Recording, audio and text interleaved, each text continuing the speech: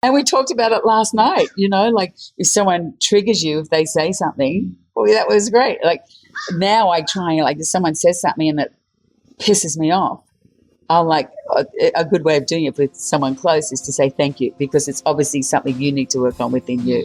So you go and go, why that? That's an opportunity. And this is my evolution of where I'm getting to now. That was Deb Lee-Furness, and you're listening to The Regenerative Journey. G'day, I'm your host Charlie Arnott, an 8th generational Australian regenerative farmer. And in this podcast series, I'll be diving deep and exploring my guests' unique perspectives on the world so you can apply their experience and knowledge to cultivate your own transition to a more regenerative way of life.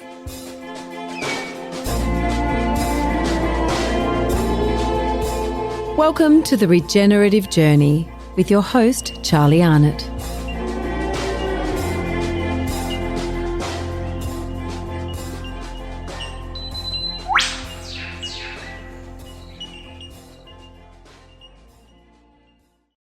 G'day, welcome to the Regenerative Journey and welcome to this episode with Deb Lee-Furness. Angelica, my wife, has been very, very good friends with Deb for many, many years, and we caught up with her in her house in the Hamptons in July last year, and it was wonderful to sit with her. She is an absolute dynamo, as you probably know, and to sit with her in relative calm and for her to give me a few hours of her time and be so open and graceful and honest, and just a wonderful, wonderful person to sit down with. She's very entertaining. I can't remember how many times we got off track, which made it very interesting. But we got there.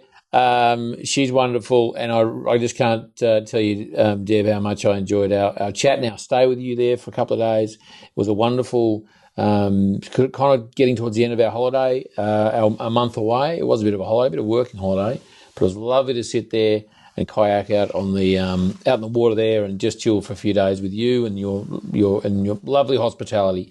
And everyone, to you, our wonderful listeners, I hope you enjoyed this fantastic interview with Deb Lee-Furness on the Regenerative Journey. Deb Lee-Furness, welcome to the Regenerative Journey, and welcome I'm to regenerating as we speak. So I know. This is perfect time. We had such a good yarn last night too. Oh, and I got to finish my spiel. And welcome to your lovely outside. Do you call this? In Australia, we might call it a pretty smart patio. What do you call it? I call it my sanctuary. It is. It's just a general sanctuary. Those gates open. I mean, I live in New York City, which is doop, doop. And so when you need this opposite as a contrast. So when those gates open here and I just look at this, as soon as the gates close, I'm transported to another world.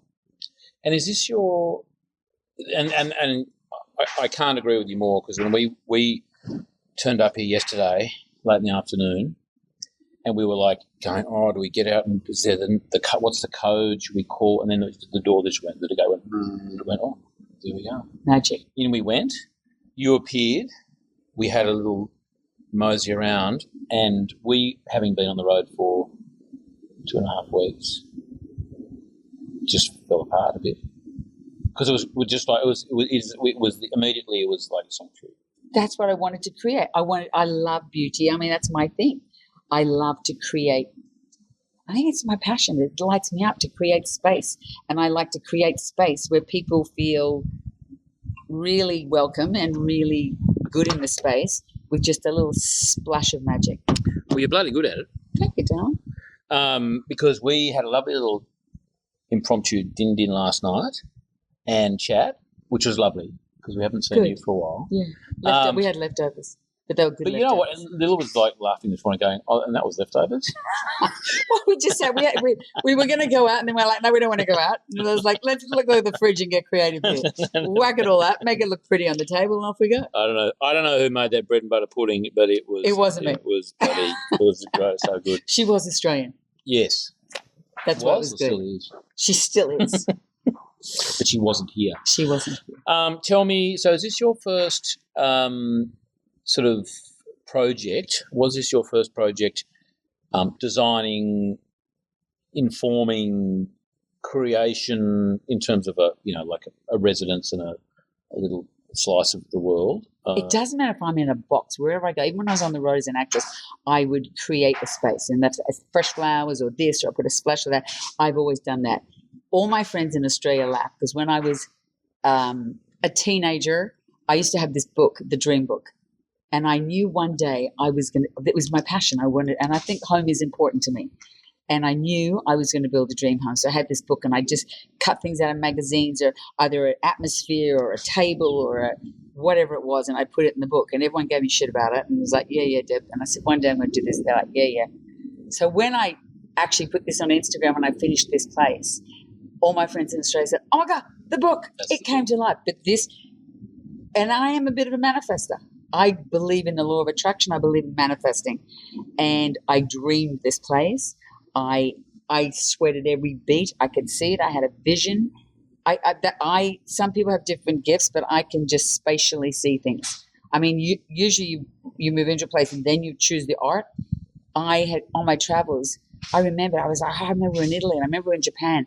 That'll go perfect there. And I put the art in. I knew the art before I even built the place. But so yeah, we bought this place to start from scratch, which it's actually much harder. It's like every artist knows that it's so hard to stare at a blank canvas. It takes courage. So there was nothing here at all? There was a house we pulled down. Okay. Yeah. But it takes courage. I don't know if have you read the book, and I highly recommend it, The War of Art. No. I recommend this to anyone who's an artist. As opposed to The Art of War. You got it. I did see it. I saw that in the bookstore. And it's the fight we go through within ourselves. It's the courage it takes because when we make art, it's an expression of ourselves. So it takes courage to put an expression of yourself in the world. And I've heard Rick Rubin's is an artist. I hear him on Instagram. He always says, the only person you've got to please with your art, don't do it for someone else. That's when you get in trouble. Or you're doing it you got a producer or something and they're branding you. You have to, that's when you get lost. That's when you lose your uniqueness and what people love about your work. So the person you've got to please is yourself. And that's a great message in life, because if you please yourself, like if I like something, that's better for everyone else, because I'm giving them authenticity and that allows them to be authentic. Anyway, that was sort of I love it. A long way of going about it. But anyway, so we bought this place, and then the place next door came up to be sold. Next door as in somewhere. The guest house where you're staying. There used to be a fence somewhere here. Yeah. So you're in the guest house. So we bought that. And it was a really interesting project, because one house we had where we kept the structure, so you had boundaries. And I equate all this in architecture and design to life. Yes. Oh, that was there. That was there. That was an old 60s artist house. Right. And so that had boundaries already. Yeah. So I had to work within the confines of the structure that was there. And that was really fun. Like, I didn't realize how much fun that was going to be, because I couldn't just have an open slather. This was much more challenging because this was a blank canvas. But a bigger job required more artistry, required more, thinking out all the dots. That had the boundaries, but you still had to be creative and smart within being within the boundaries. Different creativity, because you have boundaries. So some might say compromise, but another way to look at it is, well, it gives you opportunity to create within that. It's like a budget. You got this budget, it makes you more creative. And that word, what was that word? Compromise. I hate that. Yeah, no, I'm not a big fan. I don't like that word. I'm a big fan of win-win plus. Yes. Yeah. Yes. So 1 + 1 = 5. Yes, exactly. So tell me, while we're on this, and just so you know, my interviews never go where they were supposed to go. I love that. They just go, we're just off. I don't know where it's we are like now. life. I mean, what's the thing? What does God say? You make a plan and God laughs. Exactly. So I'm all over. We don't know where it's going to go. Who knows where only because we could end up at quantum physics. Who knows? Quantum dentistry. We could end up there. I may fall asleep if we go there, just carry on. I need some quantum dentistry, I think, to fix up me. But tell me, that's great. So I love that you literally had the two opportunities for blank canvas and boundaries. I guess that's like life. Exactly right. Have you read my script already? I'm a good intuit. There's exactly right. That's like life. Sometimes you get the opportunity to do whatever the hell you want because it's all there, the resources or the space or the time, whatever the variables are. And then sometimes you've just got to work. It feels like a lot more. Maybe is it more of the time in life? It is about boundaries and adaptation. Like, is that a thing? I mean, how do you work? It just requires creativity. Every day requires creativity. How we fill our day requires creativity.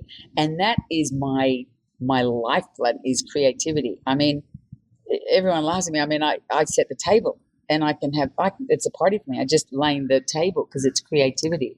I mean, I paint and I design and I act and I want to direct and I have directed, but I'm going to do more directing. I love creativity, and I think that is the essence of all of us. I think there's an artist in all of us, and a lot of people say, "Oh, I'm not an artist," and they don't think of themselves that way. But I think that's part of our life. We're meant to be creative. Is that not? That's probably part of having purpose, isn't it? Like, I mean, absolutely, your soul's purpose. Okay, what are we here for? Okay, we're there already. What are we here for? Let's go down that track. It's your soul's purpose. We have to work out. You have to be creative, all of us, to work out what our soul's purpose is. And then we've got to have the courage and the balls to want to fulfill that and do what we're sent in for. Some people don't.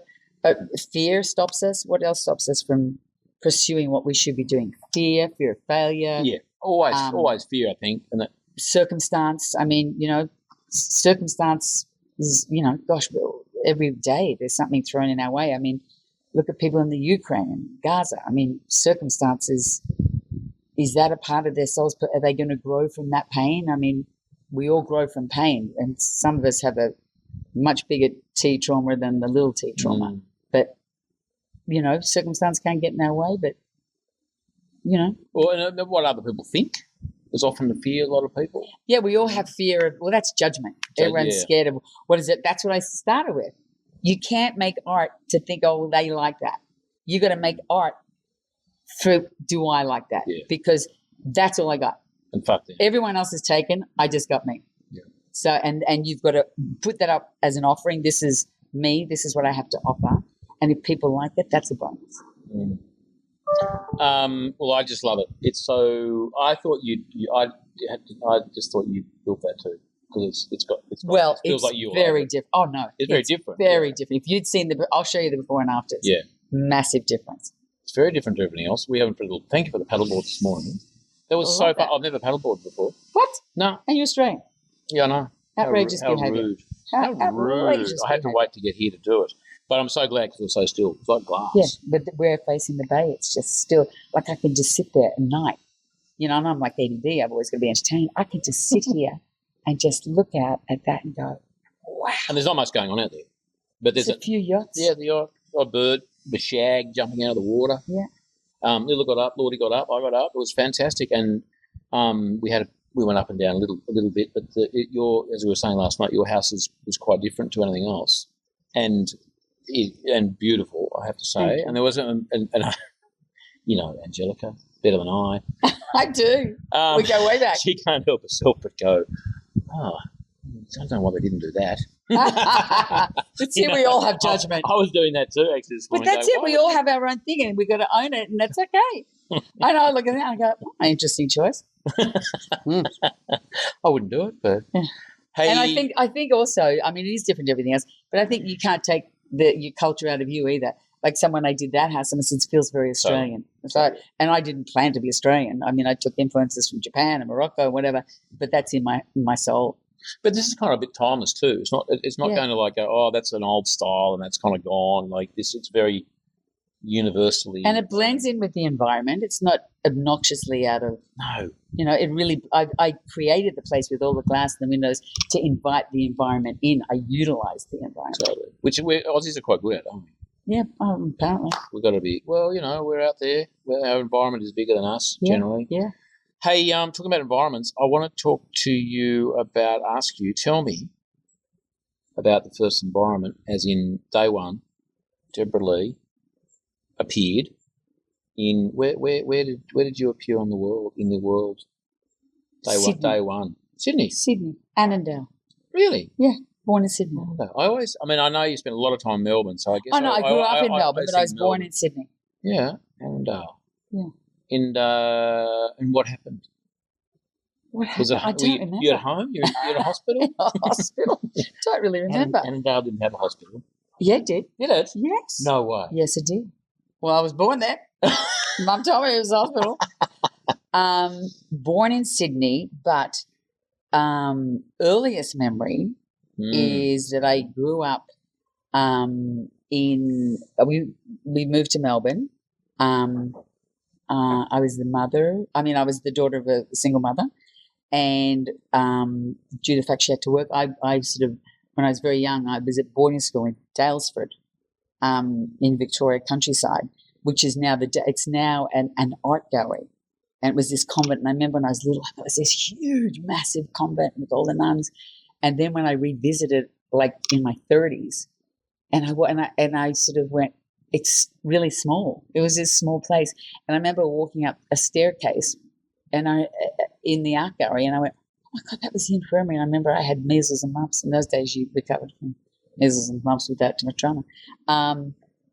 And so it was really kind of wild going back there. But yes, I was out of necessity.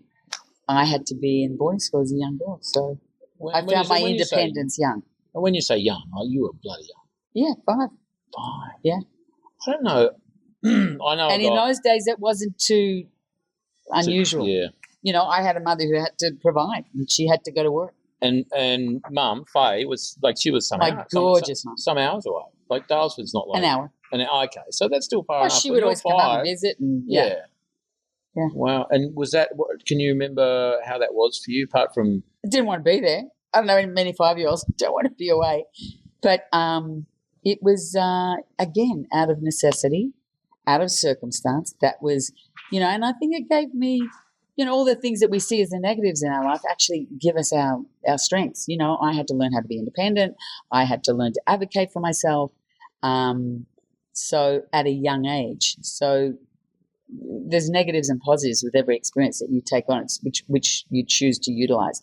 And I hate wasting anything, time, resources. So I am not going to waste my pain or my anything that was negative in my life and not turn it into a positive.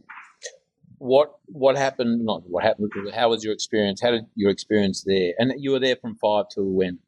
At what age? Couple of years. Yeah. Couple of years. And what can you remember? What you took away from that? Like what positives? How to escape.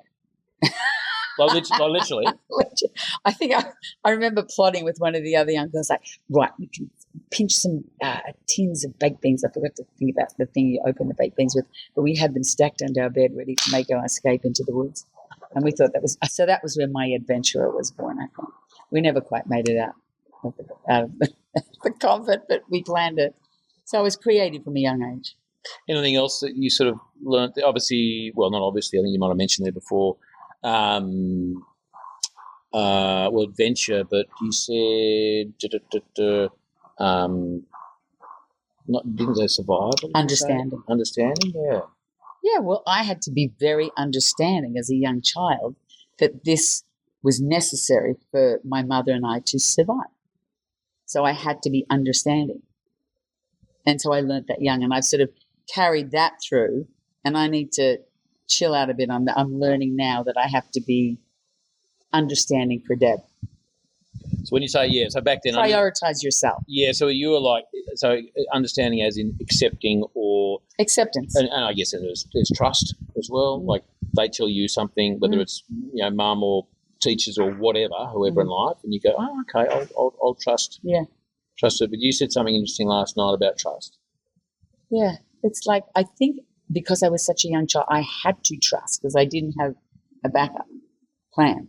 So I may have easily given away trust because I always think of myself as very trusting, and my friends give me slack about, oh, Deborah, you trust everyone, you think the best of everyone, and but I have a little bit of a control freak in me, which opposes that trust. Like if you're controlling something, you don't trust. But I think that's just a little bit like my way's the best way. That's why I try and organize it. I'm a director, and I love to organize, and I suppose, and I just like it, as we all do, you want it to go the way you think it'll work best, and you always think your way's the best way. So, yeah, the controlling and the trusting is sort of, it's nuanced. Yeah, I guess everyone does have, I'm not saying not trust issues, but it is, everyone finds their own But we balance. shouldn't trust too easily. We should, we need discernment. Question discernment. And you know who what I'm really now trusting, which I don't think I always did, your gut and your intuition.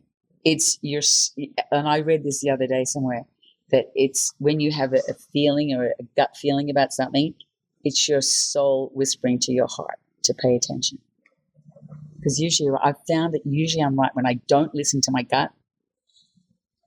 Are there times that you can tell us about that where you can refer back to, whether it's maybe it's a film you did or didn't do that you might have had a gut feeling and you went, maybe your brain took over, because that's often. That's ego, brain, mind is very powerful. Gut, mind, ego. No, because it's like you learn. I believe you, because you did it or you didn't do it, that's how it was meant to be. So there is, that's what happens. So you're getting a lesson out of it, whether you didn't do it or you did do it. There's still a lesson in everything. And they say, and it's like people, people come. I don't believe in this accidents. Like you just, it's so amazing I met that person. No, it was meant to be, and they will teach you something. And you've got a good, what'd you say, radar? Yeah, I think I've got a good radar. Sometimes it's been a bit off. But yeah, no, when I don't trust my gut, then it goes off. Blew it. Well, they often say that, the biggest regrets people have are the things they don't do. Oh, yeah. As opposed to what they did do. Jeff Bezos, Mr. Amazon, I mean, he's the richest man in the world, and he's obviously not silly. He said stress is really only when you don't do what you know you should do.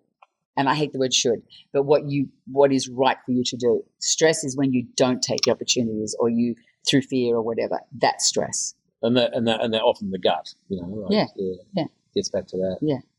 So schooling, foundational experience, and then where did you go to another boarding school, or you went just sort of into, non-boarding primary No, I school? lived with a friend of mine just Monday to Friday while she worked, and I'd be home on weekends. So the first 4 years of my life were unconventional. Like the first therapist I ever went to said, "Tell me about your childhood." I said, "I was pretty normal." Then I told him my deal. He goes, "That's not normal." I went, "Oh, really? What else do we know?" That's all I knew.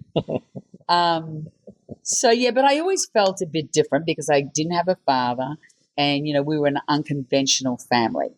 So I always felt different. So I went into a business, obviously, where you feel different.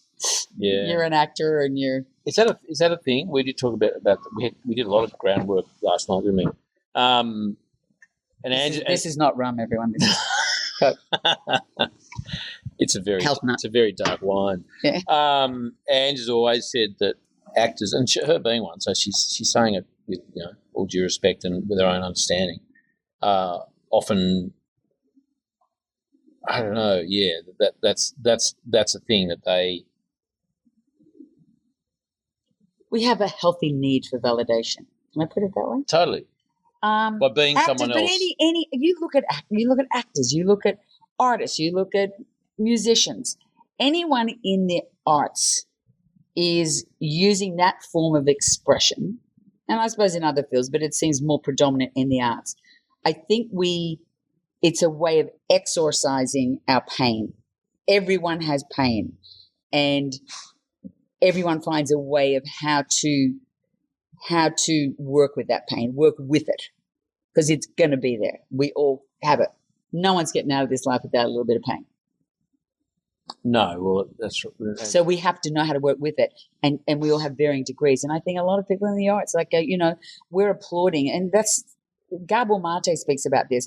We're out there applauding people who are famous and doing things, and a lot of time we're celebrating a dysfunction, and it's sending a wrong message to the next generation. We're feeding the beast of ego, or feeding the beast of, there are people out there that need the validation so bad, but it's costing them themselves. They're betraying their innate essence, to be fed what they think they need. So, and I just see a lot of people in the world, we're celebrating dysfunction. It's nuanced. But how do we get around that?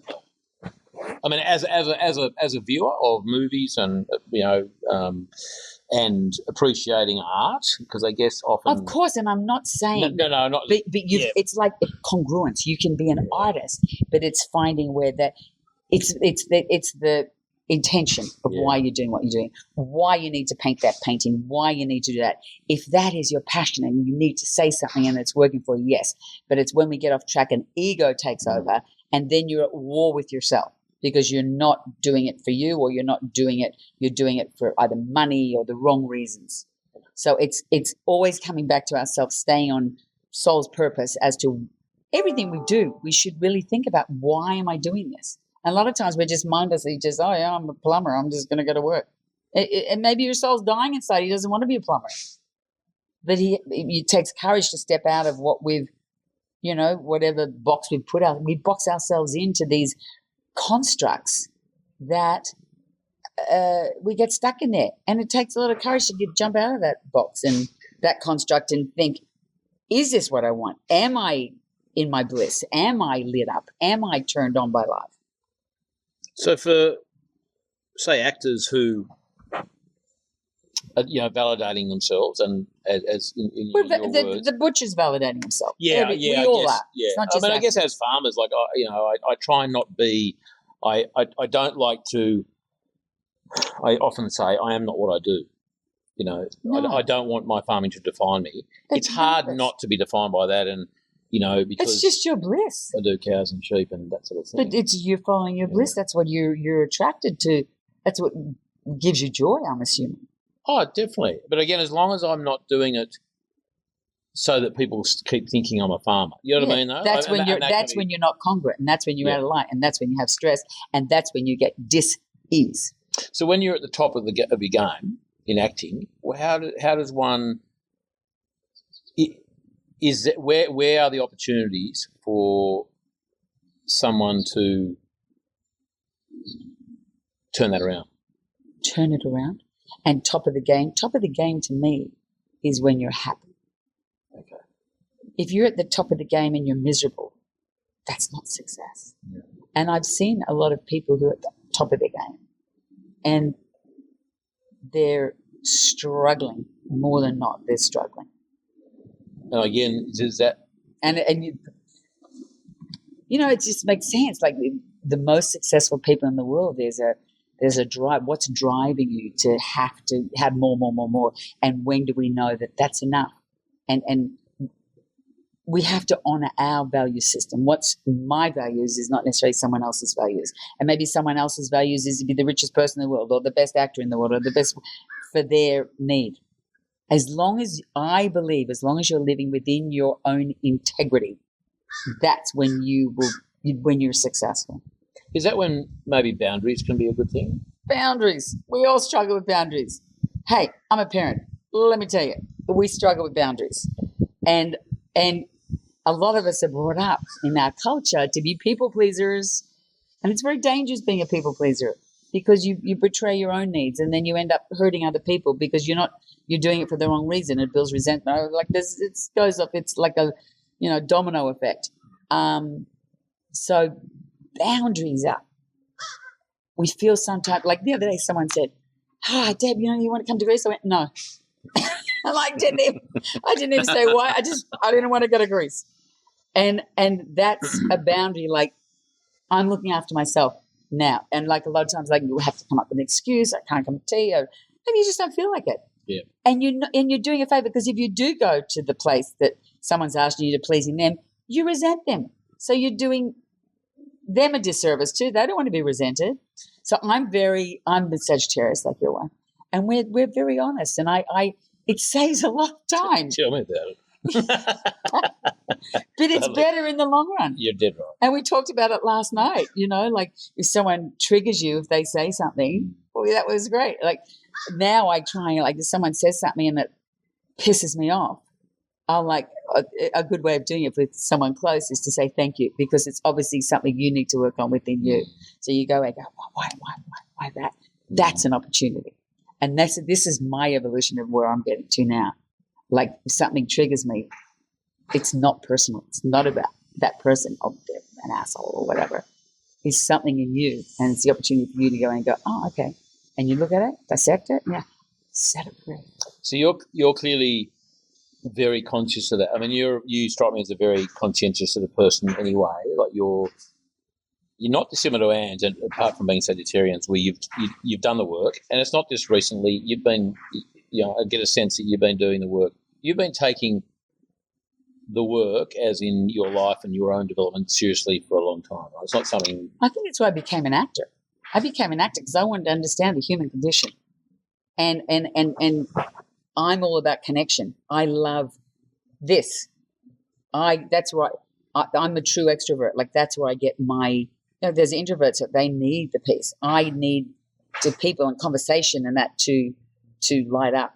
So I became an actor. I think I have to dissect when I read a script. I have to go, who is this person? Why do they do that? Why do they do that? And it helps me understand people, and that to me is really interesting.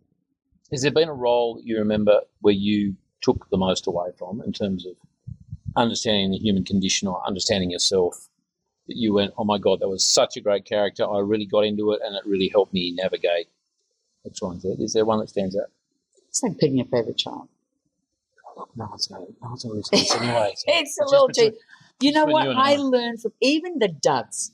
I will learn from the dud films. Yep. So, no, I don't think there is one particular. There's one that I love doing more. I mean, the film Shame, which I did 30 years ago, which still they just recently showed in New York, which is about justice, because I hate injustice. And this is about a strong female. I loved that it was a strong female. She was a great role model for young girls. She rides into town on a motorbike rather than the usual guy on the horse in the Western. It's a chick on a motorbike, comes to town and seeks justice.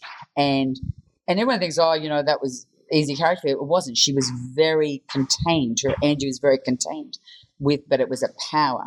And I had to find, because usually I'm out there, and I'm more forthcoming. And she was a contained energy, so I had to learn how to find a power within very little words on the page. So that was a challenge to get across who this character was without the words, just with, And the film I directed, I wrote a short film, and I wrote it, and none of the characters had dialogue. Because I thought that as a filmmaker, I need to tell this story. And what a challenge to tell the story without dialogue. And I used music, and every character had a fugue of music. And it was just the actors to tell the story, and it gave it an extra edge and a different way of going about it. So, and as an actor, the words are just the icing. You should be able to turn the sound down and watch and know exactly. Like we do as people. Like, I meet you. I've already, within minutes of being a new person, the body language of this and that, I've summed it up before you've even opened your mouth. And we all do that. Yeah. Don't you agree? You meet someone and you get a vibe straight off. And I think the chicks are, look, it's a bit of a cliche. The chicks tend to be better than the boys. What do they call women's intuition? Yeah, totally. I think we were given that gift. Yeah. Yeah, and I think... I don't know what that is. I don't want to be sexist, but the guys are... Black and white. Challenged in some areas. Totally. No, shit, yeah. No, I'm one of them. I learn. You have other stuff I suppose you're good at. I don't know. I'm not a guy. I don't know what it is. I can, build shit every now and again. So can I. Okay. I can. Carpentry was one of my passions when I was in my 20s. I had a tool belt. Used to walk around my apartment with a tool belt.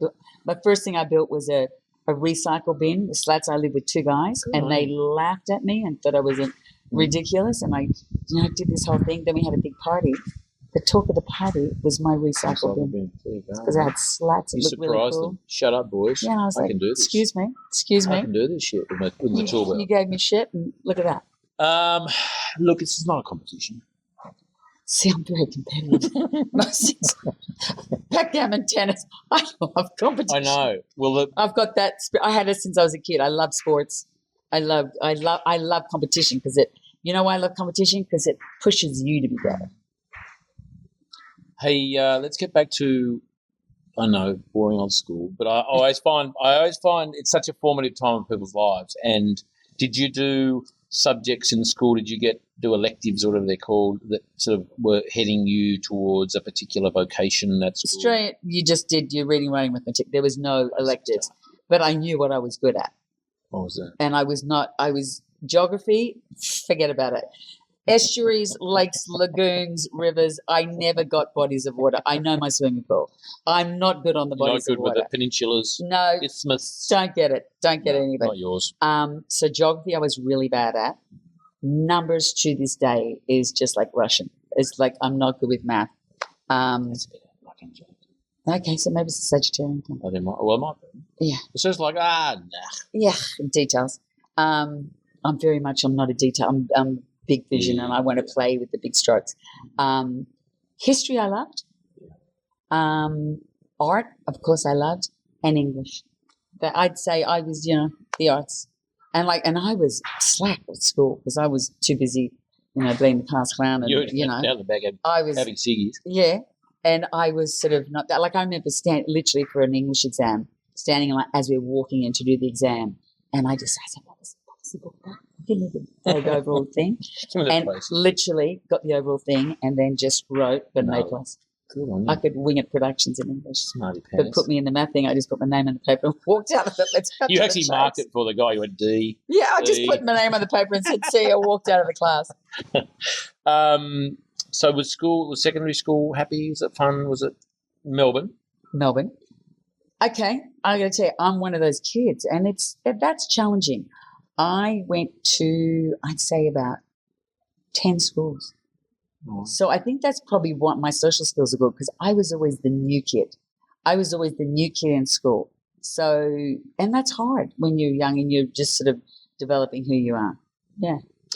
That was through necessity?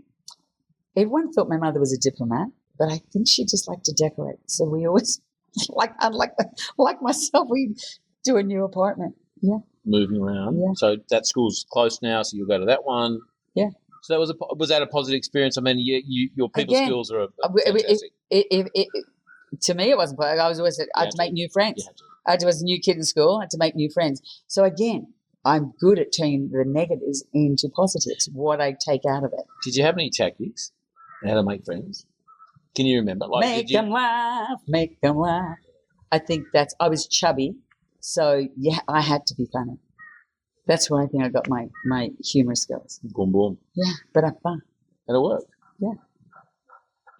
So finished school, making friends. And passed. Passed. Anything more than 1%, 51%, that's one extra. No, I did well. I did good grades. Yeah, good. I don't think you got the A's in English. Yeah, no, but I went to Methodist Ladies College, and I had Saturday detention every week. But you know what it was for? Because my hat wasn't on right or my socks were down, and you get a Saturday detention. And I was always sort of in trouble because I talked too much in class, nothing serious. And I remember maybe 10 years ago, MLC asked me to come back and be the speaker for the girls, and my mother said, if you don't do anything else, please do. It was her greatest moment that MLC asked me back because I was always in trouble, and she was like, finally I was a good kid. You've been redeemed. Yeah, I've been redeemed. What message did you have for them? Because they're often quite, I didn't do it. You didn't do it? No, it was only because of necessity. I was in America at the time. Couldn't do it. But just the fact that I was asked. Yeah, that was good. If you were going to tell them something, what would you have said? Good question. I'm full of them. Sometimes. I would say follow your bliss. Be authentic. Tell the truth to yourself and others. Be honest, and don't do what you think you should do, like all your parents. A lot of these kids are doing what their doctors want their kids to be doctors or whatever. And if you go against what's in your heart, it backfires and you'll end up unhappy, sad, and then you can get sick. That's often, for an 18-year-old girl, and Oh, look, I don't know. And girls who knows what they want to do at 18? That's the thing. I mean, I'm not saying that's not good advice. I think it's great advice. I'm just wondering if I heard that. I can't remember anything that anyone ever told me that was of value, which would have been of value. I'm sure I heard lots of it, but at 18, What, you think you just go partying and that's it? well, yeah, maybe. Like, are our ears Maybe ready? you need to do that to realise that that's just got nothing for you. Get out of your system. Yeah, so it's, maybe that's it. No, but that's why I do love the American system of college, because you have to do, like in America, in Australia, you go straight, if you're going to be a doctor, you go straight to med school. In America, you do 4 years of college, and it gives you of just general college. So it gives you the chance to go to the science department, to the woodwork department, to the design department, and it gives you an opportunity as an independent, away from your parents again, to find yourself. And it's not all about the curriculum of you're trying it's like you're trying it out. It's a buffet. It's a buffet. And I know people have gone to college thinking they're going to do psychology, and they end up in the engineering department going, oh, wow. Is that so? Anyone goes to uni over here, university, they call it university, yeah? College. That's what they go to do. I mean, no. You do 4 years of, you've got to do a general. Sort of, and there's all you say. You pick electives. I want to try engineering. I want to try biochem. And you can I want to try 3D printing. So you can do an array of different things. Yeah. Without going on to do engineering. Yeah, you don't have at 18. I don't know what kid. You might think that's what you're going to do because your parents think you're stuck in med school for the next 9 years, and then you wake up one day and go, "I should have been a dancer." So 18. Did you go to college? Uni? Did you do I came to New York at 18. No, at 18, I did what every Aussie does. Don't skip a year. I backpacked around Europe. Good on you. I did the whole Europe thing, did all that. And I said I wanted to be an actress. And my mother said, if you want to be an actress, you've got to do something as a backup plan, because it's not exactly the most stable industry. So she made me do a secretarial course. And I did the secretarial course, and I got a job out of that at Channel 9 News for the director. I was the secretary to the director of news. And let's just say we all have different skill sets. That wasn't mine. And we did shorthand in those days to take a letter. And I'd do that for him, and he'd say, and I was like, hang on, and I was sure. And then in the end, he'd just say, Deb, don't worry, I'll call the guy. And I was terrible at it, but he really liked me. So I worked in the newsroom for a bit. Made everyone laugh. Was this before the backpacking? After. So hang on. So the backpacking Europe fun. Yeah. Footloose. Oh, hang on. Was it before or after? I can't remember. No, I think I went to Europe as my first year, then came back to the secretarial, then did that. Yeah. Anyway, and then from that, I got asked to be in a women's current affair program as a researcher, and I was going to go into journalism and, interview people. I started doing that. No. Then I went to Europe. Then I did my year. Okay. It was after that, because I went, I don't know. And that's when I did. And then I went off to Europe, and that's when I realized, no, I want to be an actress. What about? And then I went to New York, and I auditioned at different schools, and I was accepted to the American Academy of Dramatic Arts. Wow. And I came back, worked as a door bitch in a few nightclubs, except I was terrible at that too, because I just let everyone in because I felt sorry for them. You forgot to there was no discernment. Come in, you're welcome. I was a terrible door bitch. You'd be like, are you drunk? No, well, get away. You just come back when you're drunk. What about, so what was it about traveling in Europe that got you thinking, I want to be an actor? I was always going to be an actor. I only remember I did the secretarial course as a backup. Yeah. But then I thought, okay, if you're serious about this, do something. You have to take action if that's what you want to do. And I think, traveling around Europe, and you're, open to cultures and meeting people and all that. And that's when I got serious. And I went back to Australia, worked for 3 jobs as a door bitch, saved up the money, and went back, and I think I was early 20s, and I went to the American Academy of Dramatic Arts, and that's when I fell in love with New York. I remember calling home to my mother saying, oh my gosh, Mom, I was misplaced at birth. This is my tribe. Because New York, it was so A-type personalities, and it was noise and busy, and I just fell in love with New York. Can you, just before we go back to New York, can you remember the nightclubs you used to work in? Inflation. Was it Melbourne? Underground, Inflation, this is shows my age. Inflation, the Underground, and the Bowie Hotel in Beaumaris. The Bowie Hotel. So New York. I had a crush on the security guard. What happened to him? No idea. What's his Hi, name? if you're watching. Trevor. What's his name? But obviously it wasn't a deep crush. I can't remember his name. Shane. I think it was Shane. Shane. Sure, it had to be Shane. Shane, if you're listening to this. Things could have been We different. could have been different, Shane. So New York. And was it specifically New York where I could go to London and New York? All my friends who were studying acting were in London. Yeah. And I had been to London, and it's like people. It's your flavour, it's not. London was not my flavour. Everyone was too polite. That's what I loved about New York. Everyone was like, just said it how it is. Not unlike, I think it was similar to Australia. New York is a very straightforward, very upfront. London was too polite and too aggressive for me. I'm like, what's the subtext? Everyone says, what? Oh, yeah. There is none. I like scones, jam and cream, though. We were in New York, went to Tea and Sympathy. You used to go there with On Anne. Greenwich, yeah. Yeah. So good. So good. So yummy. Lovely Who doesn't scones. love a good scone? I got to make scones again. I reckon they're a little bit harder. A little bit on the hard side. We think They we're call those scone. biscuits. Here, scones are called biscuits. And They have it with chili. No, they're still a scone. It's still a scone. Oh, tea and But in sympathy terms, but too hard? a little hard. Yeah. Well, we can get back to regenerative farming. You know, it's the flour, it's the soil, it's everything that goes in to make that scone. I couldn't taste But it's in the soil and all the ingredients. It's not about me. It's about you. Stop changing. Okay, so now tell me, how many years was that? 3. 3. Loved every minute of it. Felt like I was in the middle of the world. I was wild, outrageous. I partied and I had actually my roommate and some friends here to the house a few weeks ago. Yeah, cool. Like, that's a long friendship. We still know each other. It was such a shared experience, and you're young and you have dreams and you're in New York, and, it was scary because and people be surprised to hear this, I was a little bit shy, and I think I chose acting too because it scared me. I like to do things that scare me because I don't want to be scared. So I think one of my big mojos in life is to overcome.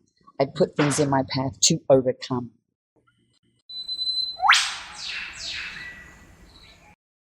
G'day, have you ever been curious about how to start a carbon project on your farm and what is involved with implementing a carbon project? Or what is this crazy carbon sequestration stuff anyway? We're hosting a field day here at Hannah on the 10th of December, partnering with Atlas Carbon, with whom we have a carbon project. It'll start from 10, finish at 3. There'll be 2 hours in the morning of a bit of a Q&A with myself and Cole Phelan from Atlas Carbon and Bart Davidson from Atlas Carbon. In the afternoon from 1 till 3, there'll be a bit of a paddock tour. The boys are going to bring a sampling machine to actually pull a core, as they say, to check out what's happening with our soil. Plenty of opportunity for Q&A with Cole and Bart and myself. And after 3 p.m, there are a few refreshments. So it's totally catered for. You'll be tea and coffee when you get there, lunch 12 to 1, and some refreshments after 3 o'clock. Registrations do close on the 5th of December, the Friday before, so don't muck around. Get yourself a seat on the Mire Grazing Field Day here at Hannah on the 10th of December. This episode of The Regenerative Journey is brought to you by Dr. Libby Weaver, nutritional biochemist and best-selling author, and also previous guest on The Regenerative Journey. Iron deficiency is the most common deficiency in the world, yet it's so often overlooked. In her latest book, Fix Iron First, Dr. Libby shares why iron is vital not just for energy, but also for mood, sleep and resilience, and how to restore your levels naturally. Learn more or order your copy at drlibby.com. That's drlibby.com.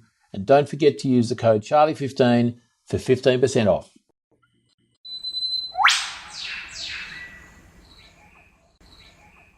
So you do think that you were, what did you say, scared? No, you were... Katie, baby. It's my beautiful pup. Little hound. Well, that's my pen lid. You just said before that you were not scared. What did you say? You didn't say introvert. It's not an introvert. Shy. Shy. It's a part of we're all not one flavour. Yeah, totally. But how? So was again the acting like? Was that something you sensed and you went, "This is going to let me overcome"? Yeah. That shyness. Yeah, and I want it, and it, and I'd always been the class clown because I was a new kid in school, and then someone said one day something like, "Oh, you should do that," and I went, You're going to pay me for this stuff? It was just like, okay, I'll give it a whirl. I can do this. I can do this. How are you when someone's as gregarious as you? Because I know people who are gregarious and they're always, but when someone is more, they back out. What? Well, I know people who are really gregarious at a party or anywhere, and then when someone's even more gregarious, they kind of they can't handle it because they're not the most gregarious at the party, so they're out of there. They go for a sip. I can't imagine you doing that, but it's an interesting character trait. Gregarious. I'm just me. And I'm not.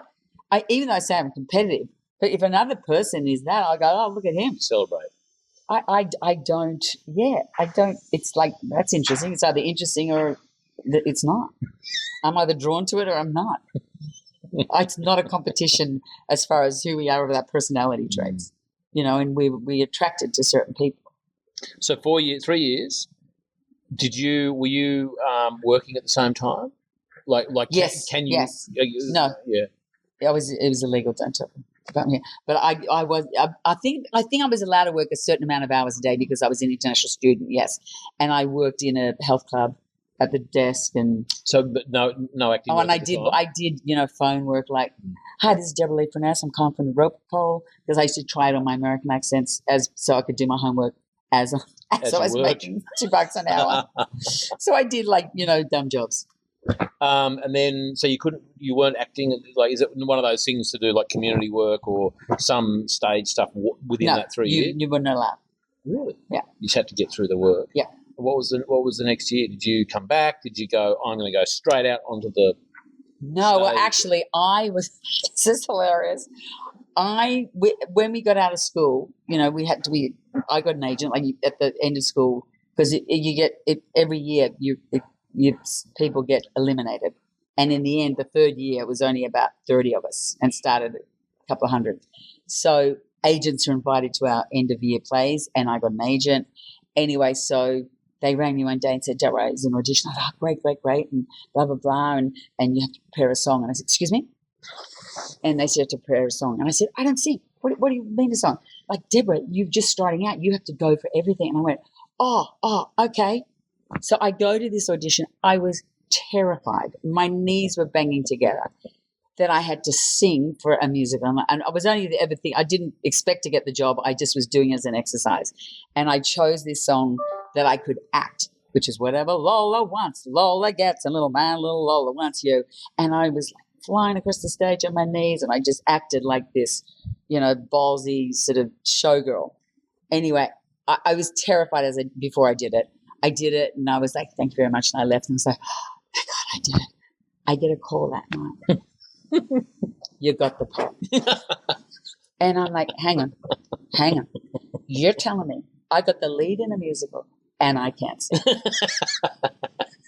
And I'm telling all my mates at school that I got the part, and they're all like, "Deb, that's awesome." I'm like, is nobody listening? I can't sing. And it was like such a huge thing because I was the first person to get a job out of school. And so I thought, I've got to do this. That's how I showed up first day rehearsal. I thought this is going to be humiliating. Anyway, when they came to me, they said, because it was off Broadway, and they said, "We're really sorry, but your work papers aren't in place. We can't let you do the part." And I went, "What a bummer! Bye!" And I was out of there. I was thrilled, but everyone always laughed about it. Like, I got the lead in a musical. Did you do any after that? That was your first? No. And then I got my work papers in order, and I got a dinner theatre in New Jersey, which was, this is how you get into Screen Actors Guild. And every day an ambulance would come because most of the people at the dinner theatre were in their 80s, and someone would fall over or something. So You'd have to stop your bid. Someone would carry it out every day. But I got my Screen Actors Guild card. So what was the next one? What was the? Then I went for a holiday to Australia. Mm-hmm. And I thought, well, I'm down there because I was so trained that, as an actor, you just, and when I was down there, I rang all the agents that I'm Deb Lee and I do this. And I just was very proactive because that's how we were taught in school. Age what, roughly? Age 25, 6. Anyway, so I rang around, and I only went down there for a holiday. And then I kept I got films after film. Then I got 3 films at once, and they're like, this is how conscientious I was. They said, oh, well, you've got 2, but you can't do that because that one's there. And I said, I can get a helicopter and that can take me there on that day. And I was like, you do what you do to make it happen. Got to get it done. Anyway, so I just kept getting jobs in Australia and I couldn't get back to New York because I just kept working. And then I got a play and that was supposed to run 3 months and that ran 9 months. It was a huge hit. What was that one? Torch Song Trilogy. Sweet. In Mel Vegas? Yes, in Mel Vegas. Yeah. And then what happened? Oh, that's right. When I did Shame, that was shot in Western Australia. This is a long time ago. With Shame, they took me to back to America, to do all the promotion for it because it was going to get an international release. And so I went back to America. I remember coming because I went to school in New York. It was my hometown. And they didn't tell me. And as I'm driving into Times Square, I'm like, yay, New York, Times Square. And I'm looking around. Then I look up and there's this huge billboard of me in leathers as the character in Times Square. And I was like, oh, my God. And then Mum said, take a picture. And I said, I haven't got a camera. She said, buy one. It's not every day you get a billboard in Times Square. So I went back to America with that and ended up getting film offers in LA. So I lived in LA for a while. I was doing movies in LA and in Australia, and I was sort of bouncing between the two. I think Ange, she was in LA at around that time. Yeah. Which I can't remember exactly when. I wasn't on the scene then. It was pre-Charlie. Pre-Charlie. She was a wild woman. It was BC. It was BC before Charlie. And so how was that? Were you like just? Did you ever stop and go, oh my God? Like 1 minute I'm, finishing school, and then the next you're Trans-Pacific. I loved it. I loved the life of being an actor. I loved being on the road, and we had a house in LA, and it was all the actors there. It was like the Gumleaf Mafia. My house was sort of like all the parties were there, and there was a whole gang of us there. It was Nicole was sleeping on the floor, and we were all just having fun, and going for auditions and doing jobs and going between the two. So it was exciting, and I had a great time. And then so what was the next big step? So you didn't do any theatre? No. No. Oh, I did do theatre. Yes, I did. I did Scar with Ed Harris. Oh, cool. Still don't know what the play's about. Anyway, I don't think the playwright does either. Oh, hope you're not watching, guys. But what was there a reason you just didn't? And I did that. That was in Koreatown, and that was the night of the big riots. I remember we had to sleep in the theatre for the night. Yeah, in Koreatown, yeah. And was there a reason why you didn't sort of do the theatre, pursue more theatre work? I much prefer film. Theatre, it's like it's too monotonous for me. It scares me. It's like because I really battle with stage fright sometimes. Like it happened when I did theatre. When Torch Song Trilogy, I forgot my lines one night. 6 months in, and this happens to actors, and it's like trauma. It's like PTSD, and you go, oh. But theatre in the beginning was my thing. I was never going to do film, and then I just love film. I love the intimacy of film, and that's when my passion for, I think, wanting to be a filmmaker, because I would always be on the set as the actor. I should be too short. I do that and da, and I love because it's like a canvas. So that's at the moment I'm working on a script, which is third draft. I had Rebecca Rigg, who is an Australian ex-actress, a writer, who we wrote it. Together. She wrote the screenplay. I came up with all the characters, and now I'm editing that in order to direct that, because I think that's what I really want to be when I grow up. What, amongst other things? Yeah. What? Can you tell us a bit about it? Like, yeah. Well, when I was like, I wanted to direct, I thought, okay, what do I want to say? And I can't just do. It has to have a purpose. Everything I do has to have a purpose, and I thought, what do I want to learn about and what fascinates me? And I am fascinated with epigenetics. I'm fascinated with intergenerational trauma. It doesn't have to be trauma, just inheritance, because I see people repeating patterns in their families, random things, repeat generation after generation. Plus, I have 2 adopted children. So, I always say at our table it's more interesting, because we haven't all got the same ancestors. We've got different cultures in there, different ancestors. There's a lot going on. And I just think there's a book by Mark Wolynn, another good book. It Didn't Start With You. Because we think, what, like an example, why do I hate anchovies? And you find out your great grandmother's an opera singer and she choked on an anchovy. It's like we're still carrying stuff, and and that's what in this lifetime there are people who are the generational breakers. Like, generation after generation, maybe there's bad luck with finances, whatever, and you can be the one that breaks the generational trauma if you do the work. If you come into this lifetime and do the works necessary to heal the wounds of your ancestors. Can you tell us? That's kind of out there, but No, I love it. You lost your pillow. No, that's my pillow. Get your pillow. That's all right. I love it because it fascinates me. So tell me. And I think now that used to be woo-woo, but now I think people are really recognizing it's a science, epigenetics, Totally. And it's like they talk about the gene, that you carry the gene for certain diseases, whatever, but really you're carrying the trauma, and you may not get whatever disease your great-grandfather had because you're not in an environment that, opens that gene up. It's not an environment to thrive or to open up. Yeah, express. That's the word I was looking for. So do you know, tell me about, I guess, the science behind it, maybe not all the, because it is quite involved, kind of whether you call it a mechanism or concept of a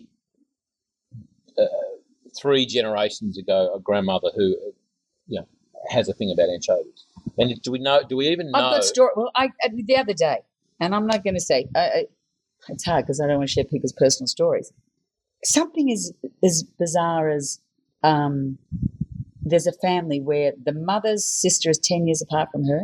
The daughter's sister's their daughters are 10 years apart, and now both the daughters have children that are 10 years apart. That's pretty random. I've heard of another woman who lost her leg in a motorcycle accident, and her mother did the same thing. And you say, what? How? That's like a physical thing. Yeah. But when you think of the law of attraction and manifestation, I believe, and Louise Hayes, who's no longer alive, she wrote the book You Can Heal Your Own Life. She ties every disease into an emotional root cause. So, that represents, say it's the knee, that represents in emotional terms taking the next step forward. So it manifests in a very violent way or in a physical manner. So I've heard of too many instances, or people, another friend of mine, her great-grandmother got screwed in business, her grandma got screwed in business, she got screwed in business. They attract that because there's something energetically that we inherit, and we attract positive and negative circumstance. And if you can be the generational breaker if you realize that and you take steps to change that. Betrayal, a line of betrayal within a family, and the betrayal continues, and we attract people who betray us, and it's because that it's epigenetically in our energetic field. It's almost like what we know, we're attracted to what we know, even though what we know isn't necessarily good for us. Well, it happens. You see, people that are children of domestic violence, and they end up marrying a guy that beats them up because that's familiar. They know that it's recognizable, so they feel in a bizarre, perverse way safe within that because that's what they know. It's normal. How does one break that? I mean, can you break it? Yeah. You do the work. You recognize the pattern. You recognize what you're doing to perpetrate that still happening, and it takes courage to be a generational breaker. It takes courage, and usually, you're forced into it through trauma. A trauma makes you wake up, and that trauma is even created, I believe, by the universe to go, hey, snap out of it, as Cher would say. Like, wake up. Look at what's happening. A trauma, again, I always turn the negatives into play. A trauma is the portal to make you see life differently. We after we experience trauma, we are changed. And you can either sink or you rise up. We always have that choice, don't we? Yes, we do have that choice, but we have to be brave enough to make that choice. Maybe because of people's woundings, they can't make that choice because they haven't, they're content. It's so nuanced, again, as I say, but you get Oh, totally. Yeah, the construct. So that was your screenplay has. I hope that that's a theme. Yeah, and the screenplay is because I want to direct. I want that canvas to play on. I love working with actors. I love, all the aspects of filmmaking. The visual. It's like it's like decorating a house. It's like creating an environment, and then I love relationships. I love how people interact, and I want to put something out there that is controversial, that is not people still think this is wackadoodle, but if I can put it in a way, and I want it to be both profound, like a black comedy is my favorite genre because you have to laugh. We can't get too serious, and some stuff is really serious.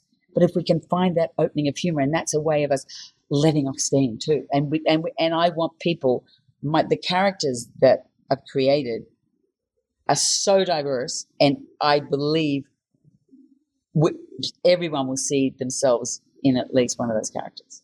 Will you have to do research, like whether it's like almost scientific research, to get the kind of the nuances? What do you think your own life experiences are enough for you to navigate how to really portray the whole concept of? If I was really conscientious, I would do all that work, but I reckon I can wing it. I reckon that when I say wing it, I work from the way I work is from my heart, what I feel, what I think. But no, I am I'm speaking to doctors, and I'm speaking to experts in the field of epigenetics, and I'm speaking to, people who work in the area of wellness, who do somatic healing and help people through their trauma, so that they've seen firsthand through their work with the body what people are carrying. We carry all this in our body. No idea. We have no idea.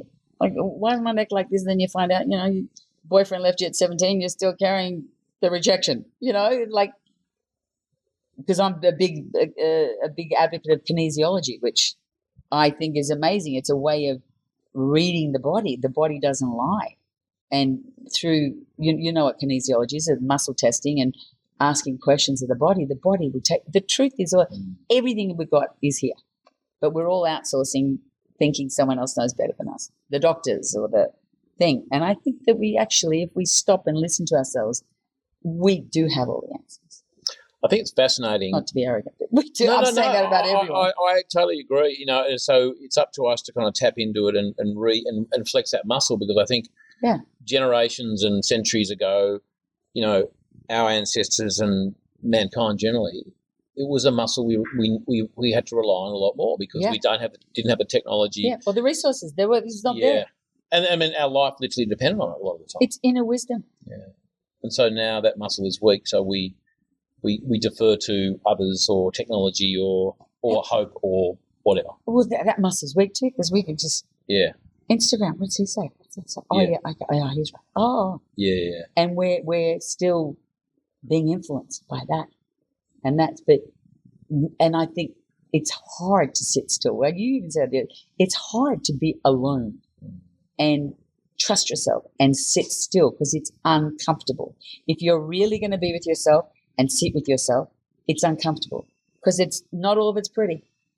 No, distraction is a good way to not confront the things that one needs to. I live in New York City. Talk about distraction. Do you know anyone? But that's why I try and balance it with this. Exactly, and that's what you said last night. Like, this is the antidote for that. Yeah, and there's nothing wrong with distraction. No, totally. If you love going to the theatre, if you whatever you like, distraction when it's not being used, if it's really truly bringing you joy, is good. If it's distraction, if you're running from something, maybe not so healthy. I just a segue to kind of genetics or epigenetics. I find it fascinating that our bodies have receptors for different chemicals. Yeah. Right? Well, there's many. One is there's heaps. Mushroom, or some of psilocybin. Some of the mushroom active chemicals, and also marijuana. I can't remember which one's in there, but we actually have receptors in our body that were designed, I don't know how long ago, ready to receive the chemical that is from a in this case plants, obviously, and plant medicines in some cases, where our bodies have those receptors ready to receive those chemicals in us right now, even though to provide information for us to grow. Yeah, because that's all the future is psychedelics. That's exactly. This is the future. That's a big thing. Therapists are going to fade out. Yeah. This is what we will. Yeah. From what I'm seeing in the world now, like they say, I mean, ayahuasca or something like this, or these medicinal medicines are like 10 years of therapy in one journey. Yeah. And it takes balls to go and do that. I'd be a little scared to do ayahuasca. But I've spoken to people that's changed their lives, addicts who are no longer addicts. I mean, there's so much out there in nature, in your world, that it will give us the answers. And that's the thing, our bodies have those receptors ready to take on the trip, the adventure, the wisdom, the journey, all those things. We just got to, not don't have to, we don't got to do anything, but it's just, it boggles the mind at least, that, as you say, getting back to our body has the answers. Like, we've got the equipment we've got all the tools within us to plug in literally to things, whether they're chemicals from a plant or whether they're, concepts, so we're ready to do it. It's just a matter of, often, I'm gonna say always, because we respond much quicker, much more quicker to pain than pleasure. So those challenges are the things that we often have to go through to have that deflection point, or I can't remember the word you used there before. It was like a go on that different tangent to have the challenge, make the choice, and then you either let that ruin you, or, as you say, and what you are very, very good at clearly is going, okay, what's the good in this? What's the lesson? What's the lesson? What can I learn? What can I teach others? I mean, even your screenplay is I suspect will be something. It will happen. It will be something that people will learn from. That's exposing what I want. them to that sort of a thing. I think that is my purpose. I mean, how many people know about epigenetics? I only do because of stuff. That's what I'm saying. I think my timing's finally right, because it is now coming very much to the forefront. We are talking about it. Do you want to explain epigenetics? Like, just really hard. In case we... Yeah, but epigenetics, okay, well, we all understand the gene. Yeah. Epigenetics is when it is expressed by an environment. So it's a part of the gene. Like, okay, use the thing alcoholism. With alcoholics, they say, oh, yeah, my father's an alcoholic, so therefore I have the gene. I would contest that. I would say your father had trauma. He self-soothed using a substance.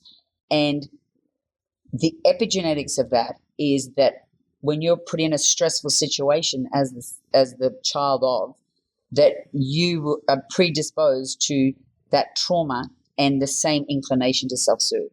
Does that... Behaviour.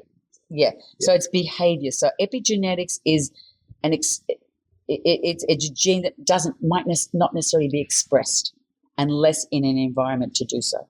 Yeah. Great. No, that's one of the best definitions I've ever heard. Thank you, because I've been... You're a nerd. But I'm a nerd, but I've been asking doctors and explain epigenetics. I still, really trying to get clarity on it. And it's still... It is a new concept. Yeah, it's a new concept. So I keep asking the question. Every time I speak to a doctor, that's their area, I get them, talk to me, tell me. And they all do nuance differently. Okay, then where did we get up to? You were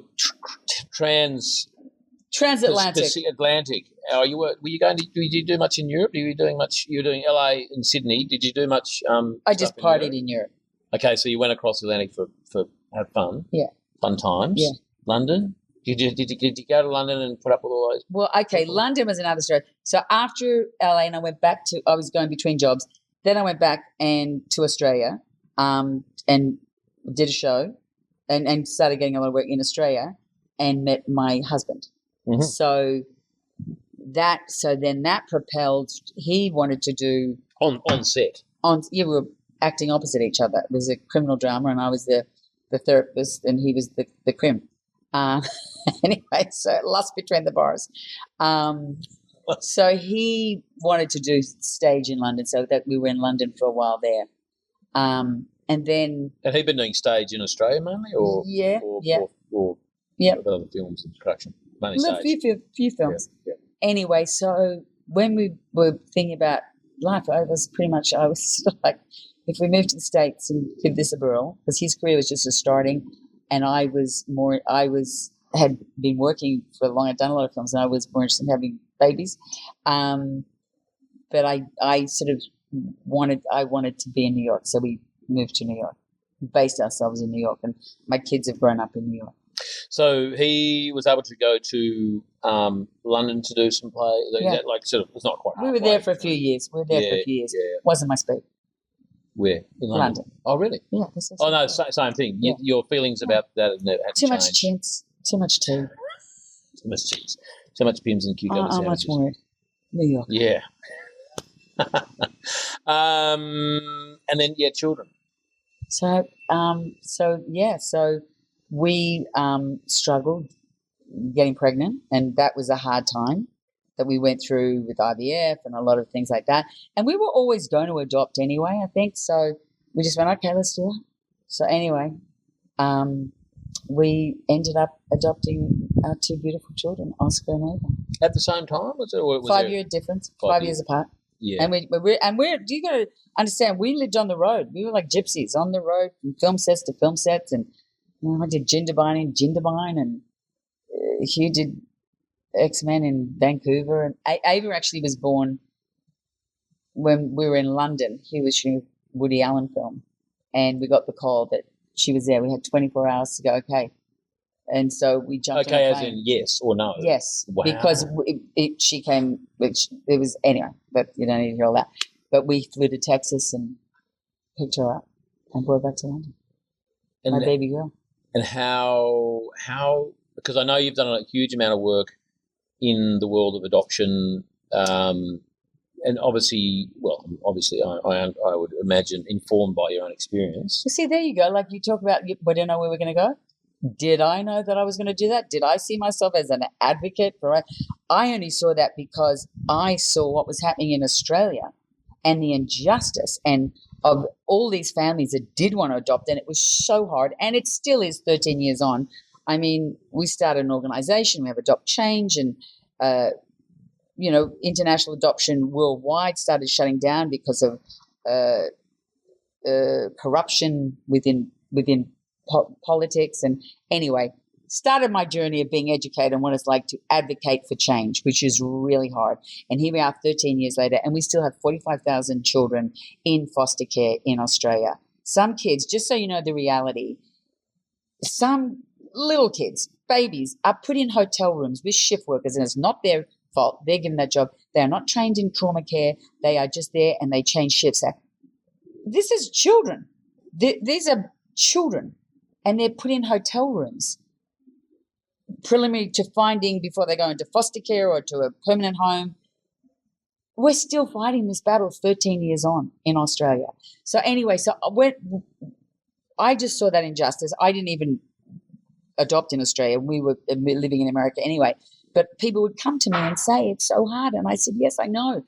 So I used my platform and said, what's going on? And I opened up a hornet's nest and realized, and it was back, it harked back, I think, where adoption was, stigmatized and shut down, back to the days of the women in the 50s, 60s, 70s who had children out of wedlock and were forced by state and church to relinquish. And you had these women who were still traumatized by having relinquished their children, and the children were traumatized because they were put into homes, and we created a whole systemic mess. So, we went into fight to get rid of the stigma, to make it easier, to build a system. But with politicians, it's always, they've got to have an impetus to want to do it. So we've been trying to, tell people this is what the reality is filled Sydney Cricket Ground with children who have no home. It's terrible. This is kids. And we're Australia. We're generous. Well, we're a first world country. We have resources. We have the resources. So tell me, is the circumstances for a mother to adopt their child out, has that changed a lot in the in the last few, I'm saying, As 30, in a 30, single 40 years. Yeah, single mum, like you were saying back then, it was often because they had to. Well, then you have then we had abortion, right? So obviously the numbers dropped, and young women who didn't want to have their child didn't have to do that. But through circumstance, there's so many circumstances why children in foster care, mental health, domestic violence, and these are damaged, people. These are children of people who have suffered. And you talk about intergenerational trauma. I've seen, in South America, every generation the kids ended up in as an orphan. And it was this one grandmother who said, it's stopping here. It's stopping here. And she stopped the lineage of children being relinquished. But it's like when there is systemic damage, we have to do the work. We have to go to our inner wisdom. That's why people say, what's the answer, whatever. Really, it's spirituality. It's like coming home. Come home to yourself. Come home to your authenticity. Come home to what you need to do to, because we're human beings and we have empathy and we want to help each other. So I think we don't sit still long enough to be still to see what needs to change. And I've been at it 13 years with Adopt Change with, great team around me, trying to change the system. And it's been gargantuan. I got, prime ministers on board and they said to me, Deb, I couldn't move it. Like, I know. So what can't be moved? What are the hurdles in place? What's the systemic kind of I think it's because it's within myself in trouble, but it's within the government. There is a culture that is overworked, under-resourced, and not inspired to want to shift the needle. So are there because they're tired, or else, and it's a lot of people who have been burned by the system that don't want to push it forward. Is there enough? What's the proportion of willing or able parents who would like to adopt? Like, people going to extremes of flying overseas for surrogacy, to India to get eggs. So people go to all these extremes. I was like, people in the adoption system, people who were doing that, I was like in the IVF clinics. I'm like, let's put things out for adoption. But they said you can't, because you can't do adoption easily because there's so many rules. There were obscene barriers to adoption, like mass body weight. If you were too fat, you couldn't adopt. Some woman told me that she was quizzed about her sex life. This is getting ridiculous. That's pretty. But it was kind of and just overly bureaucratic details that. And every minute a child is not in a permanent loving family, that they're being damaged. Are there enough families that want to adopt the number of children? No. Well, okay. So what a lot of families want I don't know the data. I'm not at numbers. Remember, I failed maths. Yeah. I'll give you my CEO. She can give you more of the details. But no, but foster kids, older kids are hard. It's harder. With older kids, you know that you're taking on a lot of issues. And it takes very special people that step up for that. But Adopt Change, what we do is give as much support to the families that are, fostering these kids. And and to me, the most important thing is the support for mental health, because every child that is separated from their birth family it's trauma. Yeah. Trauma. And is the system similar in the States? Is it totally different? Is I it think better it's or worse? universal. It's better, but it's universal that this is a problem the world over. I don't think anyone's gold standard. I think Scandinavia is probably the best. Sweden, I think. What are they? Do you know what they do differently that might make it a better system? I don't. I just know their system works better, that they have more support in place, that their structure, their infrastructure of how the system works. It's like anything, any business. You got to make an infrastructure that serves. And also, I guess history too might play a part in that. Like they might have got it right, so to speak, way back when. And as I say, and plus we have the thing attached in Australia to the stolen generation, which is not. If I hear that one more time, and our Aboriginal community is being greatly disturbed. There's so many kids in foster care from the Aboriginal community, and that we need help there. But when people say to me and compare adoption to the stolen generation, that was theft. Stolen generation was theft. Let's be clear on that. Nothing to do with adoption. Adoption is about providing a loving home for a child that needs to be cared for. It's kind of the other end of the spectrum, isn't it? So I get cross when people bring that up. Yeah. But that's part of, I think, why politicians are scared to touch it. It's definitely very controversial and they might miss out on a few votes. Easy to do nothing about it. Yeah. And as you say, Which I think is a sin. I think to know something and not do anything about it. Now, why didn't you get into politics? Come on, you'd be perfect. I was Torbich. I let everyone in. I believe everyone. I think everyone's got the nice agenda. And politics. Oh my God, I could never be a politician. No. Why? Because you'd be funny and fun. I would be funny and fun. Your press conferences would be But politics to me is a little dry. It's like it's basically you've got everyone's problems. You've got to make them work. You've got to say yes to everyone. Yes. And you're good at saying no. I'm better at saying no. Was there once upon a time you just said yes to everything? Yes, not everything, but I've learned how to say no as a survival's tool. Yeah. Yeah, okay. and also politics doesn't light me up. You have to follow your roadmap of what lights you up. Tell me, topical. We're in the States. We happened to be here when things went down last weekend. Yeah. Any thoughts on that? Great respect for Joe Biden stepping aside. He's a good man, and he's stepping aside for his country. Yesterday? Yesterday or the day before. Yeah. And he has. There was a moment where did he endorse Kamala, or he hasn't endorsed her? Is it an open book now? I can't follow it, but I'm not sure. Don't know. I'm in my sanctuary. I've sort of tried to shut all of that. And if we're going to get into politics, I may snooze off. No, keep me awake. I couldn't care less, to be honest. I'm more. We have to care because, especially this year, we have to care because it's a big year in America.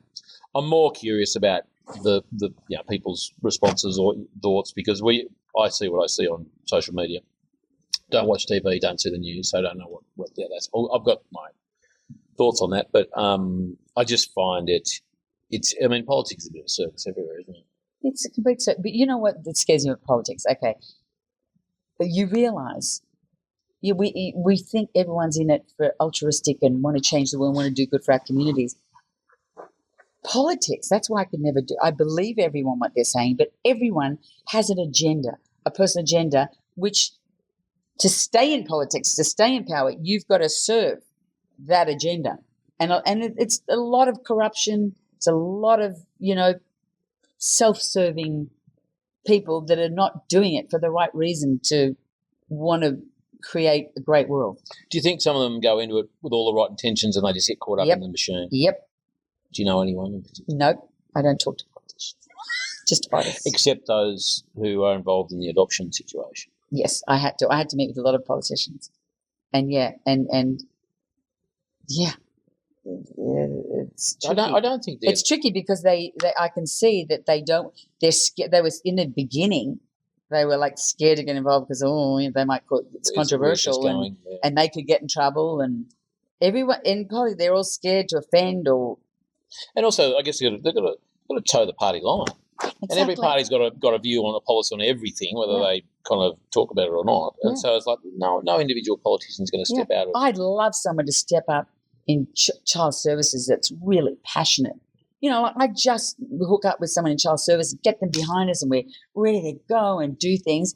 And then, change of government, and the guy from the horse racing department's now in charge of child services. Yeah. And I got to go out to dinner with him and say, so.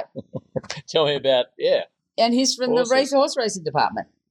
That in itself is a bit of a joke, isn't it? Like, how do they expect any consistency? Exactly. I cannot tell you just and it takes a lot to develop relationships with politicians to get them on board, to get them behind your cause and forge ahead and then change it. And then I guess it just shows it's not about getting the job done and actually having the best people on the right seat on the bus. It's more like, okay, who have we got? Let's just fill that role. Get to the next election. I mean, when I remember doing... And that's not all politicians. I believe some people are drawn to it because they really do want to make a difference. Can't be too extreme. We're not going to bash all the politicians. Yeah, we're not going to bash them all, just a few. But I remember in economics, or was it commerce in school, and we had a very... I failed that. Did you? Well, I napped. No. Well, I guess it's sometimes got a bit to do with numbers, hasn't it?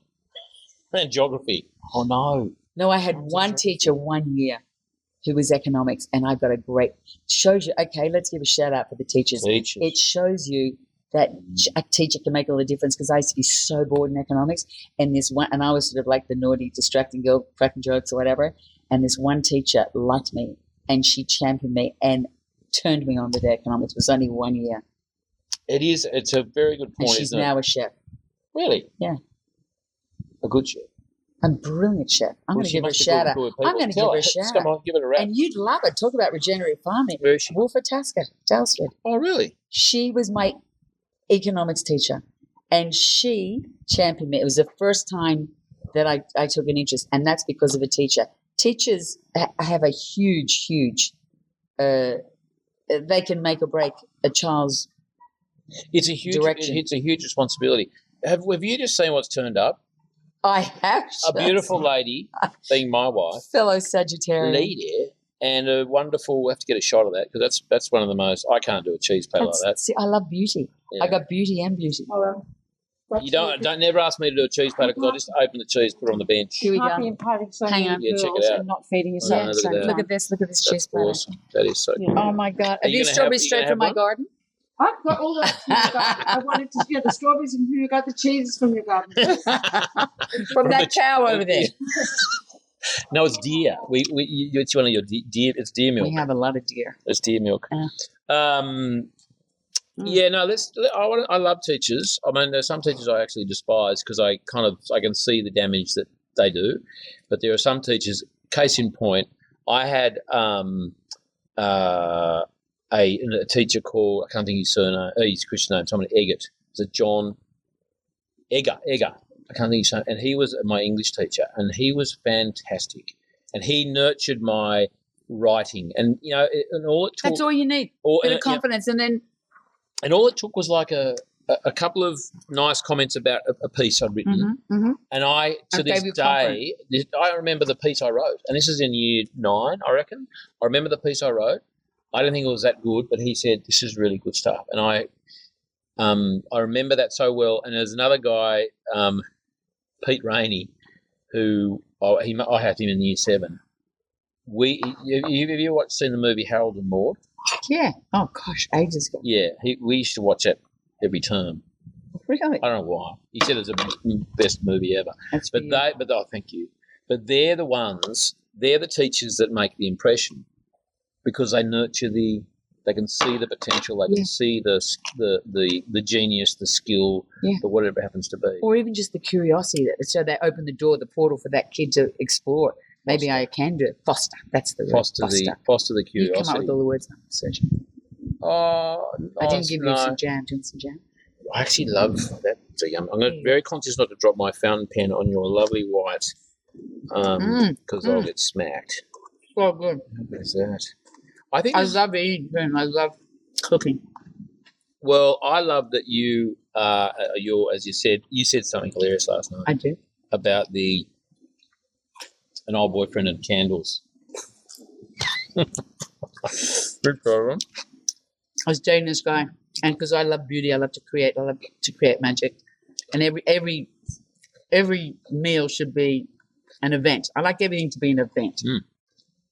And I would light the candles at night, and then he said, "Why are you lighting the candles? You're just wasting it." And in that moment, I was like, "Okay, I'm just going to pack my bags right now. I'm out of here. This is never going to work. Never going to work." And I've been lighting the candles ever since. He failed.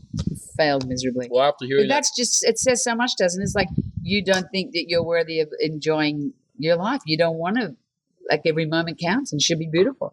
Why waste it? I hate wasting. I have to say, this trip we've been on, and we've been out for 3 weeks, and I've been reflecting. I haven't been writing much in my journal at all, unfortunately. Lila has been doing a little. She's got this little cute. You should get her to show you. Little black book. She's bought herself these little watercolor pens, and they're like those little squishy pens where you got to. I know, but yeah. Yeah, and every day she's drawing the day, like there's 3 or 4 little images on each page, only a small page. And I thought, well, that's such a lovely way to document it. But my point is that this trip, and I was saying to Angela today, and to your point about capturing the good and the learnings and so on, I said to her, when we get home, we are not going to miss the opportunity to sit down and reflect on our trip and execute, whatever word you want to use, the things we learned, the things we loved, and the things we want to have been inspired by. One thing for me, and your garden is doing it right now, are these beautiful oak trees and other types of trees, some I'm not familiar with, and I keep going, one of my legacies I want it to be, lovely landscape at our farm. So I'm going to go home and plant some trees. So thank you for reinforcing that inspiration that you have in this beautiful garden. Thank you. There are many other things, but how do we get onto that one? Just being inspired and that's what travel does always. Yeah, exactly. It always, so your trip to Europe. This house is, I've got a bit of my trip to Japan, a bit of my trip to Morocco, like the hammam style. All the things that I saw on my travels, I incorporated into story this of your house. life. Yeah. Or parts of your life. Yeah. So where to now? Where are we going to go now? Apart from cheese. Trees. We love trees. Okay. Well, thank you for talking about that adoption stuff, because I met your children many years ago. They were only quite young. Yeah. At the time. Oh, you're a star. Thank you. And they're both in New York. Yes. My son's an artist. And he loved, I remember last time I saw you, you told me how he loved plants. And he has a real thing for... He's always, he was a baby, he climbed trees. He was always climbing trees. He walks out here and comes back and goes, Mum, he's passionate. I found mullein. Do you know that mullein, if you do it as a tea, it's good for your lungs, and we've got a whole herbal garden for teas that he's like an alchemist. He loves being in nature. So where does that come from? That's like, so let's just look at this for a minute. There's I think it's genetic. I think it's in his, he's adopted, but he was from the country. So it's in him. Well, that's my point. So people can have childhood trauma, which, sends them in different directions. But at the same time, there can be very positive epigenetic impulses or expressions that can take back. So, his great grandmother may have been a bit of an alchemist. Who knows? Yeah. Oh, yeah. Totally. And he's very spiritual too. So, I think lives going way back. His artwork. If you look at his artwork, I'm like, my Where's son. that come from? Exactly. I'd love to know. Well, you do. Yeah. So I paint, and I'm an artist, and I provided an environment for him to express himself. Like, I followed his lead. What his interests were. We went when he was 3. He was mad about everything Egypt, and we had an opportunity, so we took him to Egypt. And I remember we went to the museum, and we saw Ramesses' skeleton in the thing. It was Justin Bieber. He was like, this is real Ramesses. Oh my God. And this kid, we had this archaeologist who was touring us around, and my little 3-year-old is arguing with the archaeologist. He just has this knowledge. He has this, he's really smart. He's just got a knowledge, but it's like, I don't know where it comes from. That's why I do believe in past lives. Even with his spirituality, he's explored all religions, and he's very informed, and that's his interest. And my daughter's going to now have the opportunity through college to find out what her passions are. She's also artistic. So she's going to do that few years of kind of various... Yeah. Maybe. Yeah. She's just coming into adulthood. She's launching, so I'm letting her choose her path. So as a mummy, what have you got any parenting tips for? Oh, I think so. Oh, we could all do with some. Boundaries. Yeah. We think we're doing that. Because they're our kids and we love them, and we always like, oh well. And I think we're softer. Our generation is softer than before us. So what I kind of like, we don't want our kids to suffer, or like, oh, don't worry about it. And is that because we suffered? Do you think is that like we go, oh, I don't want them to, feel the pain or the... Yeah, probably. I don't know. But I know that before, I mean, we used to get the strap in school. You couldn't do that now. I mean, it was very disciplinary, and you never speak back to the, grown-ups. And like now Have we gone too far? Do you think there's this is a controversial question? Bing bing. Do you think there's room for this, not the strap or? No, I do not believe we should be beating our children. No. I don't think we've gone too far. I truly believe we should be beating our children.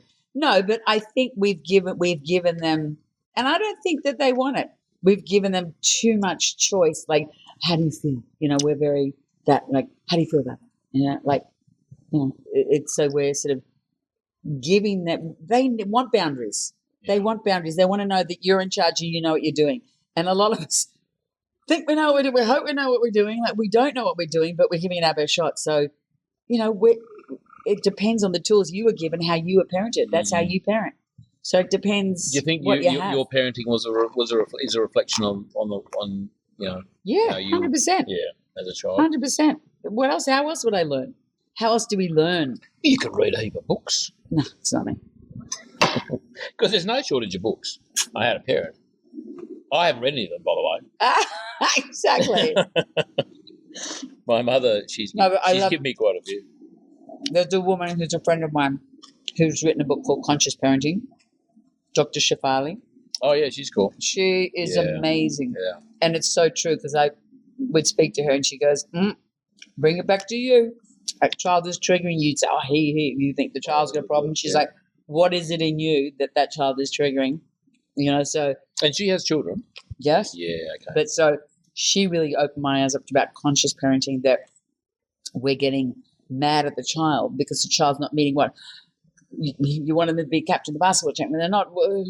It's your problem. Your and we're placing that on them. Yeah. So I think boundaries. I think children need and want boundaries, and they want to know that you're in charge and you know what you're doing. Yeah. And a lot of us don't know what we're doing. I mean, we become parents and like we didn't pass an exam. No, we're all doing our best. Yeah. We? And I think one thing I can't remember. I think it might be a Tony Robbinsism. Is we get the best of our parents and the worst from ourselves. Do you believe that? No. No. We get the worst of our parents too. We're carrying their shit as well. Shit, yeah. Are you kidding? No, I completely disagree with that statement. Robbo, you better scrap that. We get everything. Well, we are in. I think we get the best kids until they're 5. Until they're 5, they're like little computers, and all the data's going in. The way you look at your wife, the way that you look at grandpa, the subtleties of the relationship, that's all going in. So we get the best, the good, the bad, and the ugly is all going in there, and it's how you navigate all the stuff that went into your computer before you're 5. And someone said the other day, we spend the first part of our life, all the stuff's going in, and then the second part of your life, you end up trying to work it all out. Like what I do wrong, we're on therapy. You're trying to work it out. What happened? You're trying to work out what to do with all that content. Yeah. And I had a little quote, an Angelica quote there. I can't remember it now. Because they're little vessels, aren't they? They just absorb and absorb and absorb. Completely. And in utero. Totally. In utero. All that stuff's going in as you arrive. So there's the genetic trauma of intergenerational stuff, and then there's literally whatever the environment, and that environment is not necessarily if you're stressed during pregnancy, that's going into your child. And also food. The food you're 100% food. And guess what? Our doctors, guess what they don't study in medical school? Nutrition.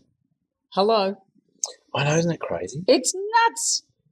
You've got you, and that's why Gabor Mate. I highly recommend people look into Gabor Mate.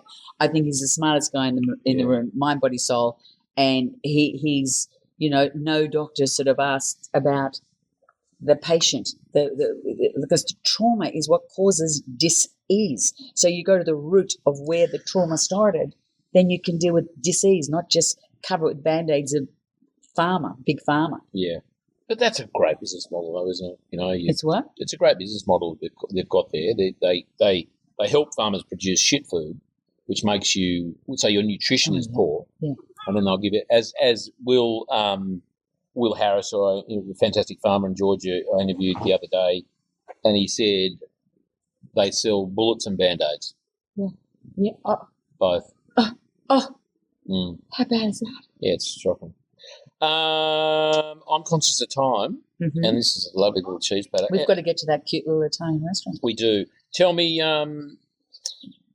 this is a lovely place to be for you, where you're up to in life right now, isn't it?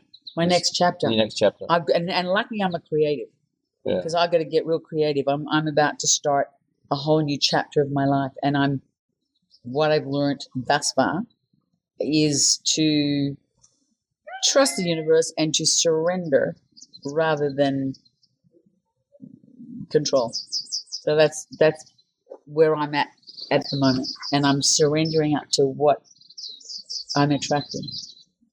So, what are you attracting, you reckon? What? You want to get back to me in a few weeks? No, what were you saying last night about attracting. Matt? Yeah. No, like already. What was I saying last night? No, it was hysterical. You're saying you showed us that little clip about the little graphic, or what do you call, meme or something, and the guy's going, "Hey God, you know that manifestation I asked for." Hey, universe, hi, you know that manifestation I was talking about? Do you know when it's arriving? Is there a tracking number? Hello? Is there someone else I can talk to about it? Yeah, can I speak to whoever's in charge? We don't know, but I am trusting that the universe, God, whatever you want to call it, is working for me. Well, you deserve that. We all do. Yeah, totally. Yep. We totally do. Yeah. And so script. How do you? What are you going to? Not as a film script. It's a screenplay. That's on the go.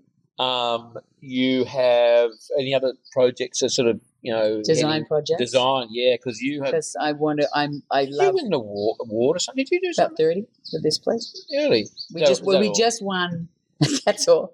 We just won International Interior Design Award for this property. Get out of here. Which was really exciting, because this was a labour of love and passion. And with my team, there were architects and designers, but it was a collaboration, and it was a labour of love. And And you said it was like it was a few years, wasn't it? Like you 4 or 5 years. 4 or 5 years. Yeah.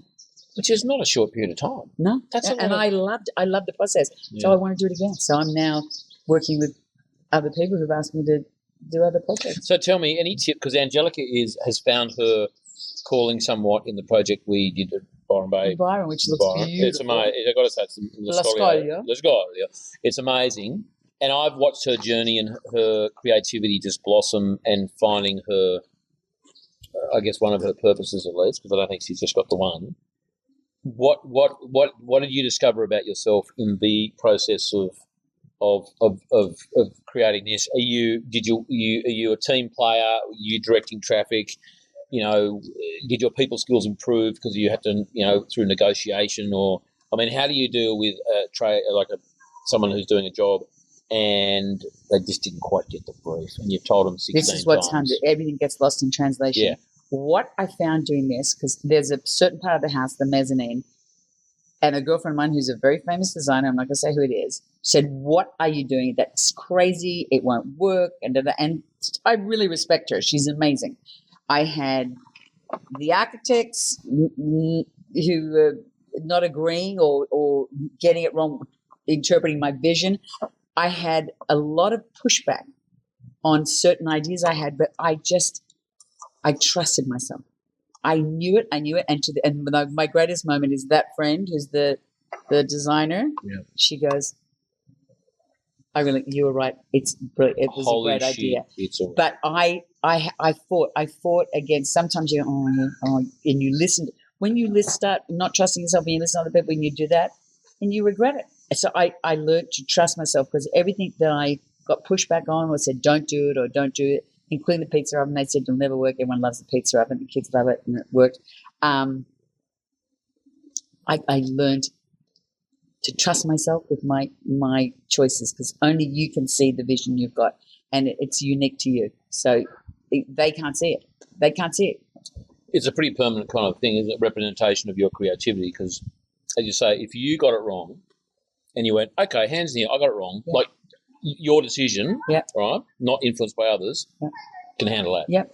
But as you say, if you don't go with your gut and you go with your head and you go, oh, look, I don't know, but okay, you're the expert. Yeah. Oh, no. You got to look at that bloody thing for the rest of Yeah. And that's what I said. Even like I did the same in New York.